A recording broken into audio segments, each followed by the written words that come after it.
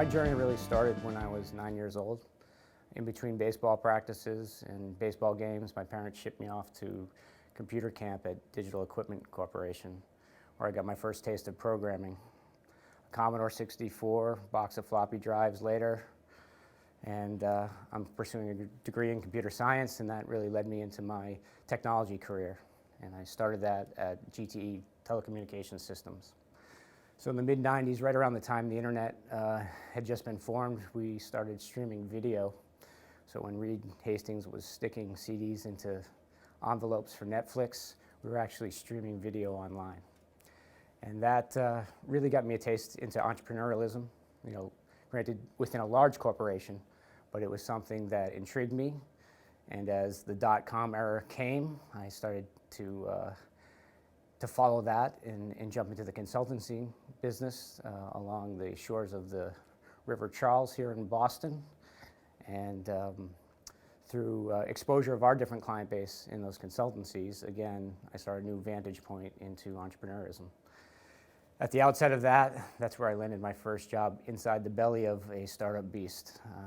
And so in the early 2000s, joined a group of individuals down in Providence, Rhode Island, where we started to build an enterprise content management system that we ultimately exited to Oracle. After staying at Oracle for a while and experiencing a large company and getting what I'd call my tech MBA inside that large company, practical albeit, I moved on and reconnected with those same groups, to a group of individuals to start a mobile social network company. That company was pre-App Store, pre-iOS, pre-Android, so we were actually developing social media applications for flip phones. And that business took us to mainland China, where we ended up partnering with one of the largest social media companies in China, and then ultimately exiting that in 2013, where I started Bluefin Technology Partners. So Bluefin was really started as a means for me to figure out what I was going to do next. And I formulated the company and started working with clients to see what was going on and take a temperature, both in the technology space and being back domestically in the US looking for new opportunities. As a result of what was going on in the connected product space and IoT and the ability now to kind of instrument and outfit devices with connectivity, presented a lot of unique opportunities for consumer products, industrial products, commercial products, and we started helping our clients build unique things, everything from coffee makers to dog collars to water treatment facility monitoring systems. And as a result of doing that, we saw a common theme kind of appear across all those different products that we're helping launch for our customers, and that was these products create a lot of information and a lot of data, but the data that they produce isn't really being leveraged. And it isn't being leveraged back into the product development cycles, it isn't being leveraged to better understand how the consumers are gaining value from those products. So as a result of that, in 10 years of working in that space, we decided to spin off a new company called Holios.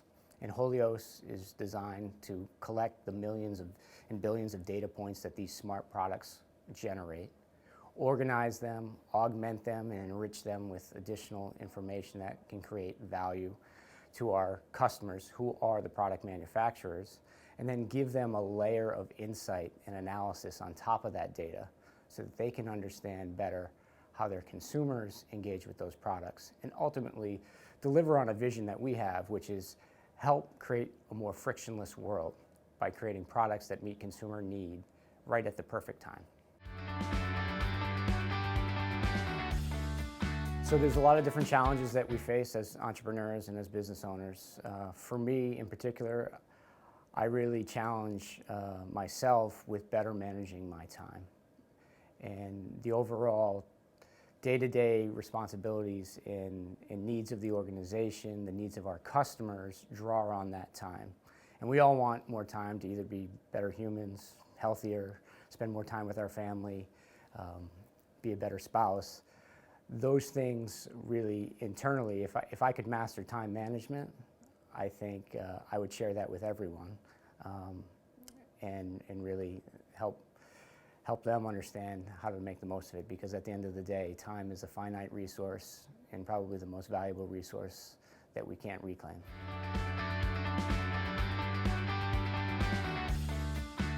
I think the most important thing for entrepreneurs is to become self-aware.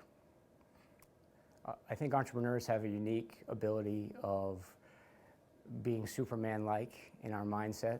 You know, we want to run through walls. We think we're capable of anything and everything. And in some ways we may be. But being efficient in understanding where you may not be strongest in your skill set will help you assess where you can augment and build a team to support you. And so doing a little bit of self-awareness, finding your blind spots will help you identify where you could use the most support. And then as you think about that support team and that network that you build out, for me it's about finding people that you like and that you like to work with. And those two don't necessarily go together. So there's people I like and there's people I like to work with, but if you can find people you like and like to work with, then I think you've really got a home run. And if they can augment some of those gaps you've identified through self-awareness, you're on a path for success. Our goal is to help drive a frictionless world. And we really see that the understanding of data, particularly as it relates to how people interact with products, is extremely important in our mission of what we're trying to do.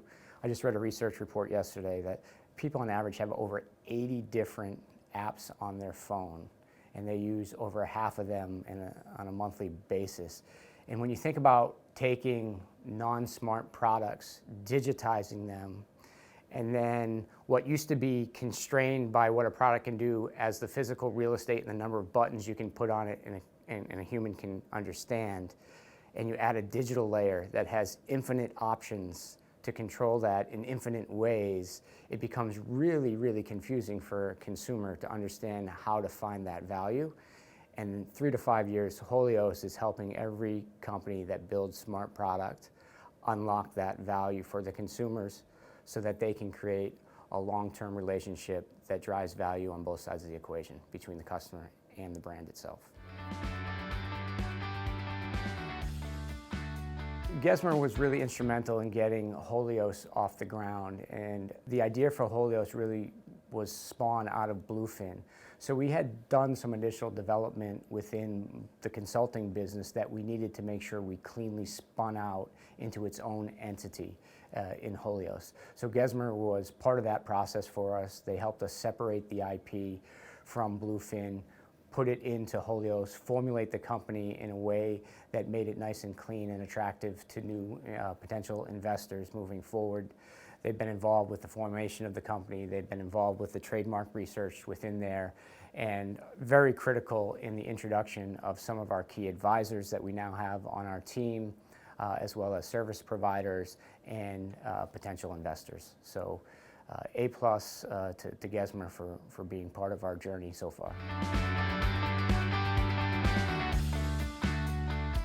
I go with Gesmer because they truly are the most approachable and trustworthy firm that I've worked with.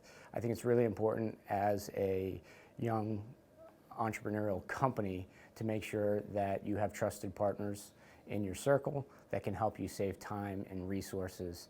And their experience, their breadth of services is unmatched, and it really has helped me advance where the business needs to be at this time and at this stage, and allow me to focus on things that create value and growth in the business while they protect the baseline of what we've established. So that's extremely important to me.